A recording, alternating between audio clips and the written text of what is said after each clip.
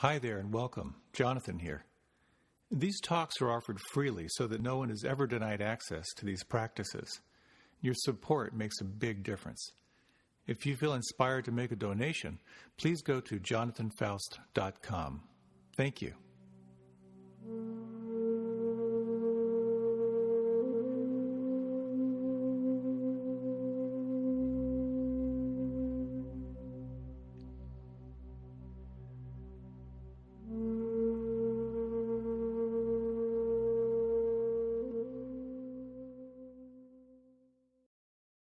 When I was a kid, we had a comedy album I loved to listen to. It was called Bert and I. And it was the story of these two guys, two fishermen who lived in East Vassalboro, Maine, complete with the thick down east accent, just telling kind of stories from that era. And one of the stories that I remembered, which is a big part of my family history and my own sense of comedic appreciation, is a story of two people who win a prize to take a hot air balloon in a county fair, a hot air balloon ride. So they head up, and before they know it, the clouds have come in, the wind is blowing, and they're swept off to parts unknown. At some point, the sky is clear, they can see they're over water, which is terrifying, and then they're clouded up, the winds change again, and they see that once again they're blown back over land. So they lower the balloon by letting out some of the gas, and they see a farmer, this old cranky Maine farmer in his field. So they get down close enough, and they call out to him, "Where are we?" And this Maine farmer looks up and says, "You're in a balloon, you damn fool." We ask ourselves that question a lot, I think. Where are we? Where are we going? And the path, as it has been outlined in Buddhist psychology by the Buddha, describes this path of supporting you in where you're going. We're going to be exploring tonight the 8th part of this series on skillful concentration, how you can use concentration as a powerful aid in your life. I'd like to talk about 4 things tonight. The first, a little bit about the path in general. The second, to talk about concentration and its relationship to mindfulness.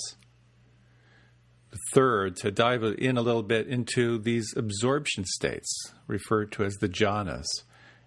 These are states that emerge through the practice of sustained deep concentration. And finally, I'd like to talk a little bit about the fruit of the practice. What happens when you sustain practice here on this path? So as I was reflecting on the path, I was reminded of my years in Africa, in West Africa and the Peace Corps. I lived right down the street, just 3 doors down from the Sûreté Nationale, where everyone had to check in with the police either before or after crossing the Sahara Desert. And I was always kind of taken and enamored with these long-distance, off-road, dual-sport motorcycles. I always liked the simplicity of them, usually just single-cylinder, chain, 2 wheels, gas tank, motor, handlebars, that's it. They were like 2-wheeled tractors. And I eventually, years later, I got one of these and had it for quite a few years. And I loved the fact that I could pretty much fix it myself, that all the parts were cheap and readily available, and the fact that it was everything I needed and nothing more. When I came to the end of my years at Kripalu Center, I got very excited about taking what's called the Trans-America Trail. It's pretty amazing. You may not know about this, but you can actually travel from southwest North Carolina to Oregon about 98% off-road. That's about 3,500 miles of dirt road track. And it's not single track. It's a network of jeep trails, farm lanes, forest trails, abandoned railroad beds. And as you can imagine, it's a pretty complex web of roads and paths. So you need a map. The map that you can buy is actually on a scroll. So you scroll your way through it over these thousands and thousands of miles. And that map costs you $296. I just verified that. $296 sounds like a lot of money for a map. But when you think about how much time and energy that could save you, that all these people who've gone before you have refined and figured out the best ways to go, that you can save a lot of time and avoid a lot of danger through using this map. And in that same way, the Eightfold Path, as offered through this lens of Buddhist philosophy or Buddhist psychology, is the map that can save you time. It can help you avoid dead ends. It can help you from driving off cliffs. There are guidelines that can support you in your intention. But of course, the first question is, what is your intention? What's your destination? Where are you headed in your life, and what do you really, really want? And if you're wanting a greater sense of freedom, a greater sense of happiness or peace, this can be a very helpful map. And while this map is offered in 8 different pieces, it's not a step-by-step process. They're all interdependent and interconnected. As one of my teachers said, it's like a garland of flowers. If you pick up one flower, they all come. So if, for example, you focus on sila, on your ethical behavior, and you kind of get that in alignment, you'll most probably find that having your ethical behavior in alignment is going to help you to pay attention better. You're not going to be as distracted. You'll also find that you'll probably, from this place of greater presence and ease, you'll gravitate toward work that feels more satisfying. You'll find that affects your speech, that you'll find yourself doing less harm through how you speak to others. And as all these different pieces of the Eightfold Path come into play in an interconnected way, you'll find yourself in more and more of a virtuous spiral, as opposed to the vicious cycle that we've talked about before. So the path focuses on ethics. It focuses on wisdom. And these last 3 components are about cultivating mental discipline. So we have talked about skillful effort, which is identifying what's wholesome and healthy in your life and cultivating that, and identifying what is not wholesome and not healthy and purifying that. We've talked about skillful mindfulness, which is about being fully present in your body, being fully present in your senses, being fully present to the thought forms, and being fully present to what is true in all that arises through this mind-body matrix.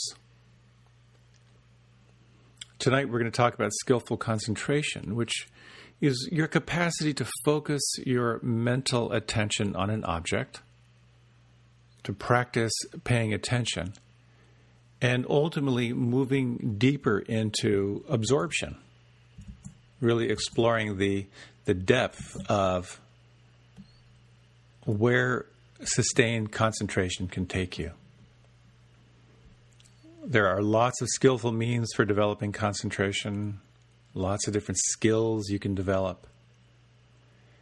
And it's important to remember that while very interesting experiences come out of sustained concentration, that the practice is not about relaxing, it's not about moving into altered states, it's not about having visions, and it's not about traveling outside your physical body. It's about here and nowness. And ultimately, it's about preparing your mind for being radically awake. As the saying goes, enlightenment is an accident, and meditation makes you accident prone.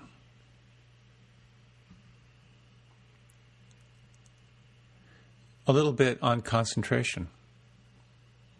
Every morning I have the incredible gift to get on the river on my boat and to head out there with my camera. The other morning I got this amazing shot of a bald eagle leaping off its perch. And I'll share that with you on my site and through the next email. But it really struck me how photography is an exercise in both concentration, but also in awareness. There's a lot of mechanics and details that go into getting a decent photograph. If I'm outdoors shooting wildlife, the shutter speed has to be above 250th of a second to freeze fast-moving wings. I set the camera to shoot at 12 frames per second so I can capture all the nuance of movement. I need to close down the aperture of the lens enough so I have some depth of field, and that can be a little bit more forgiving if the focus is off a little bit. The ISO needs to be high enough so I can get that depth of field, but if it's too high, then my shots will be too grainy, so I got to find that right place in there. The image stabilizer in my lens has to be on for still images, and I have to turn it off when I'm shooting video. The focus has to be just right. And with a very long telephoto that I use out on the river, I have to be very careful how I hold the camera. So either I have it on a tripod or I use a handheld rig. And then the card that I use has to be fast, and that's what's recording everything. So this is somewhat analogous to concentration and mindfulness. Concentration is the lens you're looking through. You can narrow it down. You can widen the lens. You can zoom in. You can zoom out. You can notice all the nuance of detail. And mindfulness is like the card. It's what's recording what's there. It's what is aware of what's happening. So concentration is the lens. Mindfulness is that which is aware. And how you use concentration can be quite powerful and quite effective. So let's try this as a little experiment. If you would, you can close your eyes and we'll explore a little bit of this alchemy of two elements that seem somewhat paradoxical, and one being relaxation and the other being concentration. So you might just take a moment to just relax the muscles of your face, soften the tongue and the jaw. Could you relax your belly and lower back? And could you relax your buttocks and pelvis?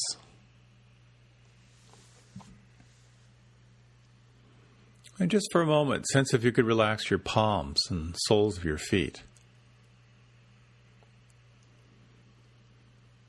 And now, if you wish, sense if you can hone your awareness so that you bring your attention to the rim of your nostrils as you breathe.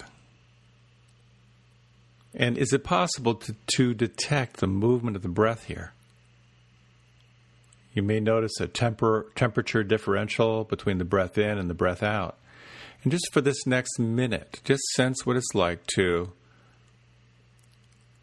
pay attention on purpose and to experience the aliveness of sensation here at the rim of the nostrils.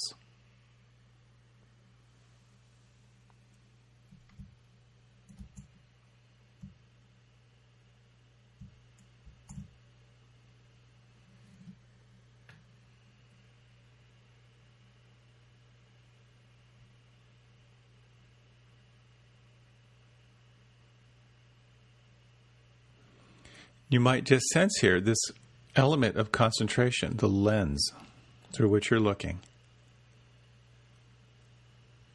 And can you as well be aware of the awareness that is recording or receiving what's happening?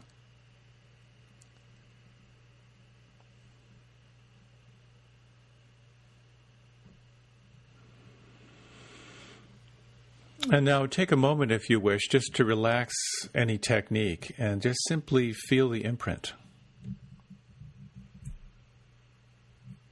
Feel the effect of just this short time of sustained focus concentration.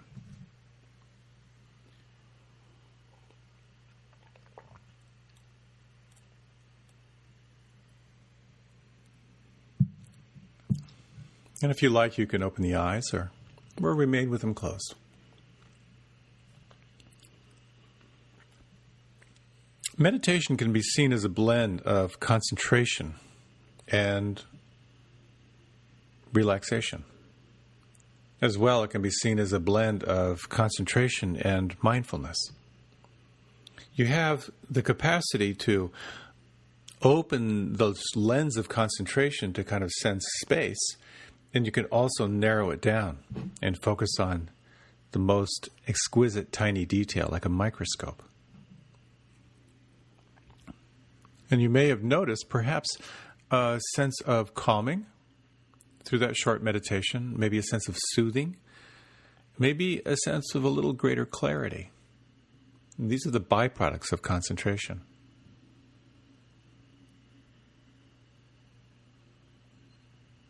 The Buddha said, develop concentration and see things as they truly are. Develop concentration and see things as they truly are. You can get a sense of how, as Gil Fronsdal, one of my teachers, talks about concentric versus eccentric. Concentric is centered, eccentric is kind of off-balanced. So concentration brings you to the center, to this quality of here and now. Concentration will not only calm and soothe and clarify the mind, but you may find this one-pointedness can take you into a profound internal experience of absorption, to experience what we could call non-ordinary states of consciousness, or what others might call ordinary states of consciousness, that when your mind is not fettered by greed or aversion or confusion, that what arises is actually quite ordinary, this sense of deeper absorption and clarity of mind. So I'd like to talk a little bit about the jhanas, just to touch into these absorption states. I had shared the story before, so I'll be relatively brief. But I was on a month-long retreat, and after a lot of wild fluctuations in my mind and emotions and in the body, I began to get more concentrated.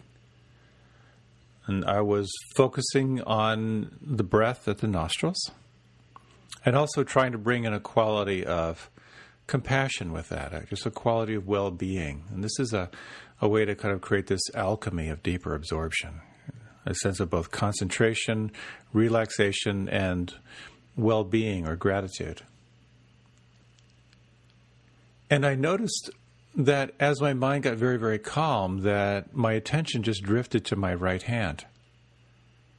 And my hand started to tingle, and it started to get warm. And the more I just noticed and kept my attention on my right hand, it started to really heat up.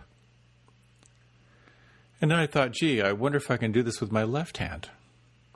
So I focused my attention on my left hand, and again, I began to feel tingling and warmth and began to feel energy flowing into my left hand. I could feel that getting warm and even a little hot. And so, as I was on retreat with nothing better to do, I just played around with it, switching it back and forth and so forth. It was kind of absorbing and fun and interesting. And then I remembered a story that I had read years ago about Swami Rama, one of the very first teachers from Asia to come to the West and to actually be subject to different scientific studies. And I remember I believe it was in Life magazine. They could not figure out how he could get one hand warm and alternate it between the hands. So I thought, gee, I am doing what Swami Rama did. I must be really cool. And then almost instantly I realized this is fascinating and really cool, but it's not necessarily liberating. And that's an important aspect of concentration. It's important to remember that while it can take you into very deep, exquisite states, they're not necessarily by themselves liberating. That's where the mindfulness comes in. But I would imagine that you have had experiences where you have felt deeply absorbed into whatever it may be. A moment of intimacy in nature, absorbed in a task, playing a sport, playing with an animal. And what arises from absorption is a quality of happiness, of contentment, of stability. And I'd like to share with you a little overview of the jhanas, and we'll take a little while to feel into them. So as you get more absorbed, the first jhana, or the first sort of level of access concentration, is you find that passions and desires and unwholesome thoughts begin to drop away. And as nature abhors a vacuum, something will arise in its place. And it's described as an upwelling, a sense of rapture, a sense of happiness, and this exquisite point of being one-pointed and suffused with a sense of well-being. And that sense of upwelling, that arriving present in the moment, is such a beautiful and wondrous feeling. I think the word rapture is not too strong a word. Now, as you practice the jhanas, you're using concentration, an anchor in the senses, as your way of getting access. But then you can, when you feel the arising of these states, you can actually turn your attention from the anchor to the state itself. So you can then begin to investigate this feeling of upwelling, this sense of happiness and one-pointed well-being. And what you might notice in your experience, and it's not uncommon, it absolutely happened to me, is with that first rush, there's a feeling of, I'm done. This is it. I've arrived. But over time, you begin to see how that sense of upwelling or rapture is actually kind of unstable. So you then begin to look and sense, what is it that's more stable underneath this quality of upwelling and well-being? In the second jhana, the intellectual activity, kind of the commentary of the mind, begins to fade a little bit, and what can arise in its place is just a more profound sense of tranquility and a quality of one-pointedness in the mind. The sense of rapture and well-being are maintained, but it's infused with a more stable sense of peace and focus. As you turn your attention to really examine and investigate that state, what can arise over time, and again, this is all sort of fluctuating, just as the mind fluctuates, that in the third jhana, the rapture begins to fade because you realize it's actually unstable. And a feeling of equanimity, a kind of steadiness comes in. And as the steadiness begins to come into your experience, with it is a quality, a sense of greater clarity. So steadiness and clarity arise. And this relatively unstable sense of rapture sort of fades to the background. In the fourth jhana, the sensations fall into the background, and there can be a deep sense of equanimity in the mind. And there can be a perception of having an experience, but no one experiencing it. you begin to see the self as this illusory experience. Some systems speak of 4 jhanas, others speak of 9 jhanas, and these jhanas get more and more subtle, as you can imagine. And just to name them, beyond the 4 jhanas I just mentioned, is this perception of infinite space, of truly sensing the limitlessness of space. And in the next jhana, sensing how consciousness is infinite, how that infinite space is suffused with awareness. The 8th jhana is an insight into immateriality. And I can't even tell you what that means. But I sense it, I intuit it as, I may be hallucinating here, but I sense it as just sensing everything as vibration. That sense of just particles and waves of energy. And the 9th jhana is described as neither perception nor non-perception. And again, you just can intuit that. Neither perception nor non-perception. To me, that suggests a quality of effortless wakefulness.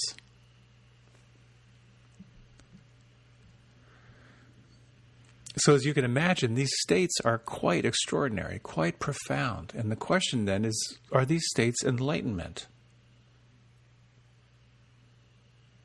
And we'll talk about that one.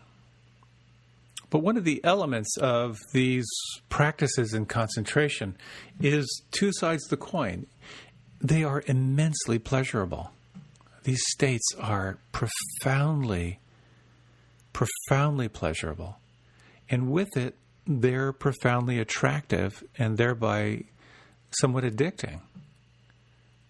In my own experience, which is limited in doing jhana practice, when you experience that level of rapture, of steadiness, of just vibrational presence, it's all you want. It's just the best game in town. But these states ultimately are a tool. They are not enlightening unto themselves. There's a suggestion of the different layers and levels that you go through, but the question then is, well, what is enlightenment? And we can think of enlightenment or wakefulness or whatever you want to call it as something that's already present. I like to think of enlightenment as a profound state of non-desire. And you might just take a moment just to sense that, if you like, just to close your eyes and just to feel in this moment, awake to your body, awake to the feeling, awake to the thoughts. Can you imagine if just for a few moments having absolutely no desires?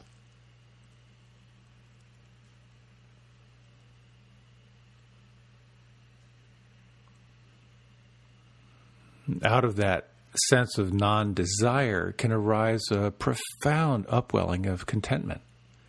And that's what concentration can help develop. A profound sense of here and now. So when you start with a really focused concentration practice and you begin to access the absorptions, you think you're awakened, you think you've arrived. That's what happened for me. But there's a recognition with continued practice that you're just scratching the surface. So where does all this lead? And a classic story is a story of 2 little fish that are swimming out to sea. And a big fish is coming back from the ocean and passes the 2 little fish and says, "Nice water, boys." After a little while, one little fish turns to the other and says, "What the heck is water?" In that same way, non-grasping, non-judging, non-desiring presence is already here. We just tend to fill it with drama. it gets filled and suffused with desire, with aversion, and with confusion. And confusion is believing something is true that actually isn't, or believing something isn't true that actually is.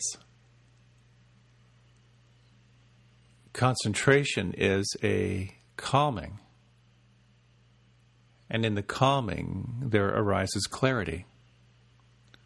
And with clarity, you begin to see more and more clearly into the true nature of things.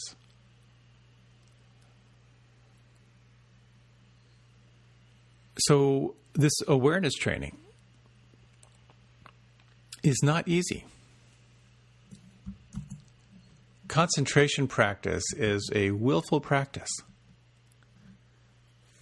In the middle of a long retreat, suddenly dawned on me, oh, I get it. I'm training my mind.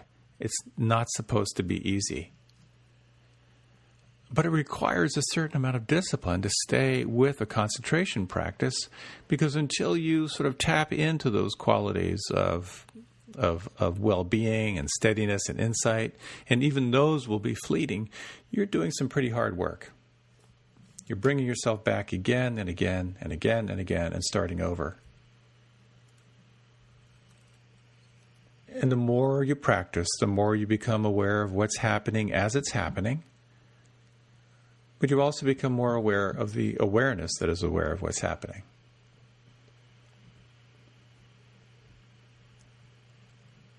So the more concentrated you become, the more it loosens your grip on what you think is true. You get to see what's clear. As you quiet the mind and clarify your mental processing, you'll experience something that Ajahn Chah, the great meditation master, spoke of when he said, and the word for concentration in Pali is samadhi. He said, when right samadhi has been developed, wisdom has the chance to arise at all times. So when you are concentric, when you are at the center of things, when you have developed that, wisdom can arise. That is, your capacity to see what is true. There are some qualities that can be very, very helpful to support you in a concentration practice. The one is, because it is a challenging practice, is to look for ways to be inspired. The best way I can think of is to be around people who are excited about the practice. To read about it, to study it, to sense what lies ahead if one can stay with the practice. A quality of reverence is very, very helpful. Just to embrace the fact that you have this time to practice. I love that distinction between thinking I have to meditate and I get to meditate. And in addition to looking for how you can inspire yourself to cultivate reverence, is to remember the importance of patience, of infinite patience. Again, concentration is here and nowness. And while the lure of these states of absorption are very exciting, they only arise out of deep contentment and present moment awareness.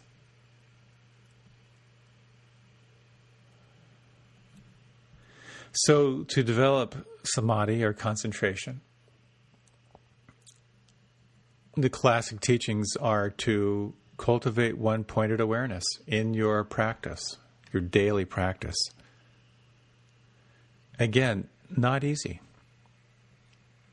This morning, Tara said to me, "You want to meditate together?"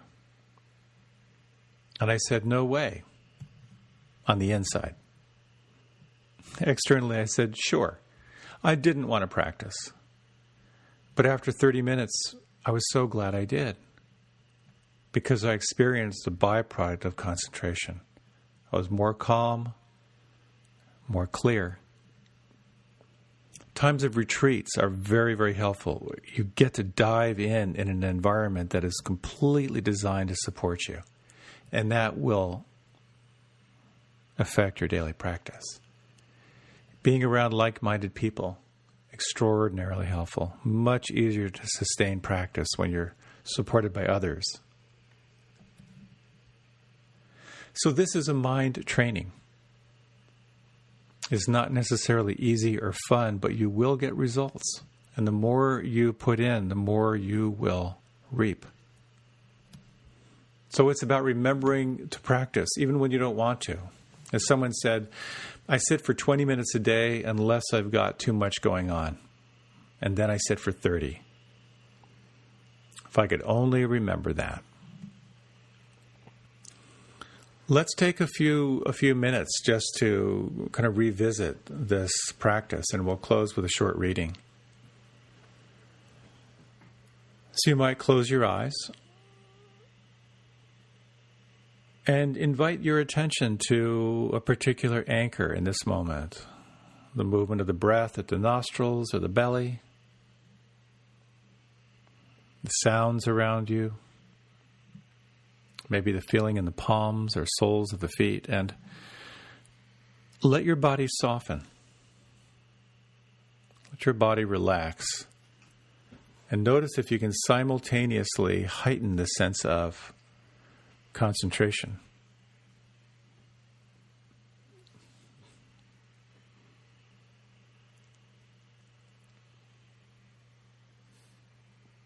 And sense as best you can what begins to shift when you cultivate one-pointed awareness.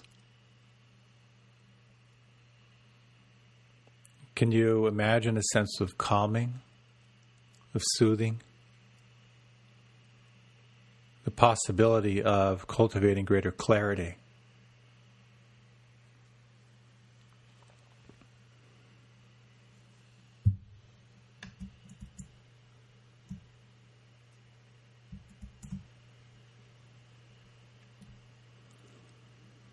And reflecting on these following words from a poem called Hokusei says, Hokusei says, look carefully. He says, pay attention. Notice. He says, keep looking. Stay curious. He says, there is no end to seeing.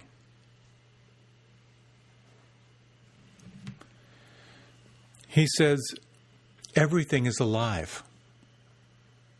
Shells, buildings,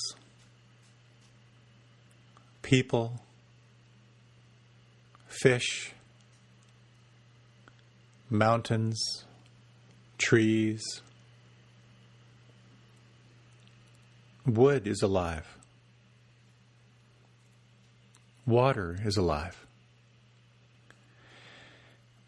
Everything has its own life. Everything lives inside us. He says, live with the world inside you. It matters that you care. It matters that you feel. It matters that you notice. It matters that life lives through you.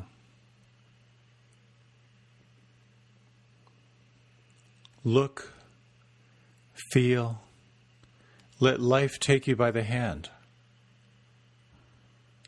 Let life live through you.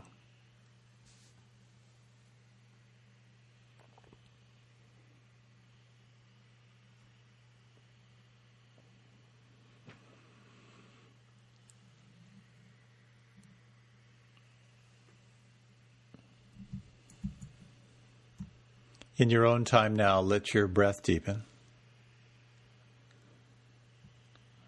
And as you're ready, you can let your eyes open.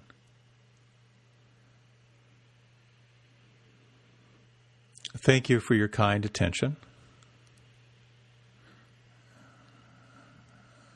This talk completes the 8 talks on the Eightfold Path. And to lighten things up a little bit, next week I'll be talking about sickness, old age, and death. Thank you again. A few quick announcements. You may recall that we have yoga at 6:30 to 7:20, rave reviews. Might want to check it out. If you'd like to be on the mailing list, you can sign up in the back. I'll be leading a retreat on April 30th. More information on the newsletter, or you can check on my website. And thank you, as always, for your generous support for the church, for IMCW, and for me and my lavish lifestyle. Thank you again. Have a wonderful night.